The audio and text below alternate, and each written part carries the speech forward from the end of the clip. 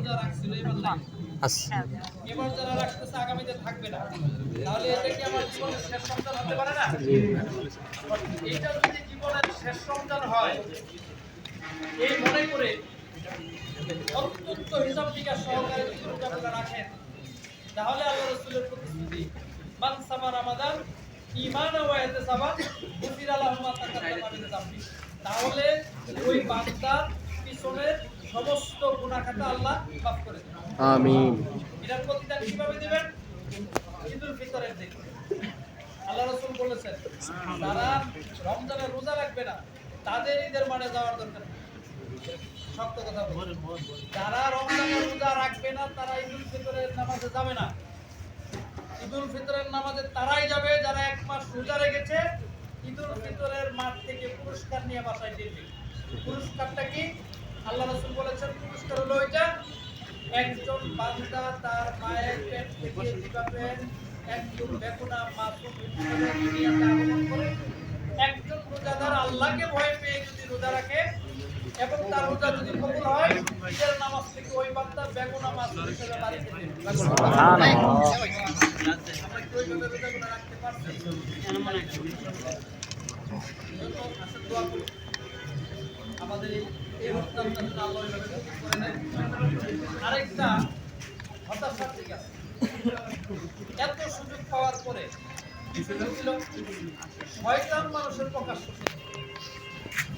এই শয়তানরে বাইরে দিয়ে দিচ্ছে 11 মাস যাই করো এই রোজার মাস দিয়ে আমার বান্দারে বাইরে দিয়ে দিচ্ছে, আটকায় দিয়ে দিচ্ছে।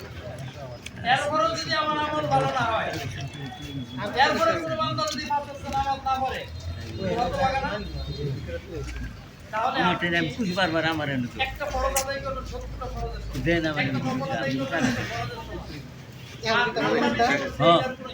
না দিলে নাই রোজার মাসে আমি দিব, এটা কি পরিমাণ দিব এটার কোনো হিসাব নাই, বি গায়রে হিসাব, হিসাব ছাড়া আল্লাহর কাছে দেওয়ার কোনো মত আছে না, কিন্তু তাই দিতে হবে। ইফতারের সময় অগণিত বান্দারে মাফ করেন, সাহারির সময় অগণিত বান্দারে মাফ করেন, তাহাজ্জুদে যে মাফ চাই তাকে মাফ করেন, অর্থাৎ এটা হলো পুরা মাফের সিজন মাস।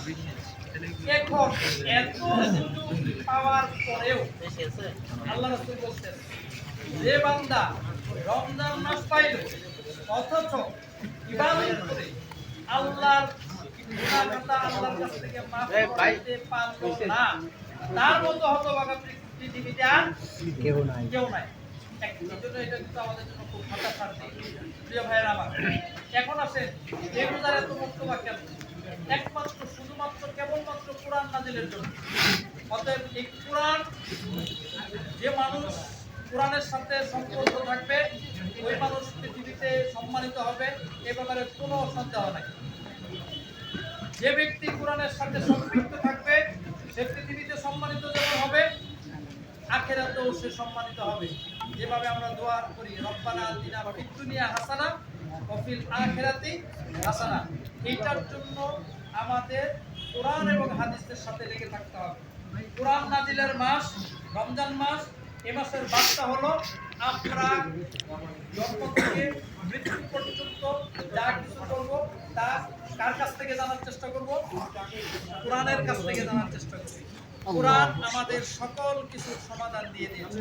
কোরআন দেখে দেখে যদি আমল করেন, এই কোরআন আপনাকে শাফায়াত করে জান্নাত পর্যন্ত নিয়ে যাবে।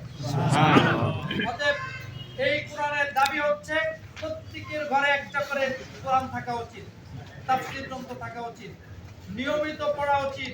শুধু রোজার মাসে খতম নয়, কোরআন শুধু খতম দেওয়ার জন্য আসে নাই, প্রতিদিন কমপক্ষে 2-3টা আয়াত হলেও পড়বেন অর্থসহ।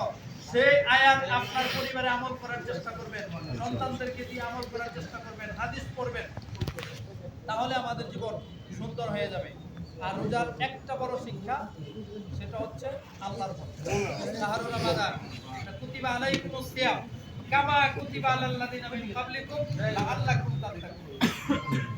এটা শুধু আমাদের না, আগের উম্মতেরও আসছে। কেন আসছে? যেন আমরা আল্লাহর ভয় অর্জন করতে পারি। এক একটা ভয় যদি আল্লাহর এই ভয় এই শিক্ষাটা যদি প্রত্যেকটা মানুষের থাকে সে আর কোনোদিন পথভ্রষ্ট হবে না। কারণ আল্লাহ দিনেও দেখেন, রাতেও দেখেন, প্রকাশ্যও দেখেন, গোপনেও দেখেন। যেভাবে আমরা রোজার মাসে ভয় পাই, ওইভাবে যদি সারা বছর ভয় পাইতে পারি, কোনো পুলিশ লাগবে না, কোনো দুদক লাগবে না, কিচ্ছু লাগবে না, আমার দ্বারা কোনো গুনাহ হবে না। অতএব আমরা এই শিক্ষাটা গ্রহণ করবো তো ইনশাআল্লাহ। কোরআনের পক্ষে থাকবো তো ইনশাআল্লাহ। বাংলার জমিনে কোরআন বিজয় হবে এই ব্যাপারে আশাবাদী আমরা তো ইনশাআল্লাহ। এবারে তো হয়ে গেছিল, কেমনে কেমনে জানি না, তবে আগামীতে দিতাম না ইনশাআল্লাহ। ইনশাআল্লাহ থাকবেন। যে আশাবাদ ব্যক্ত রেখে আমার কথা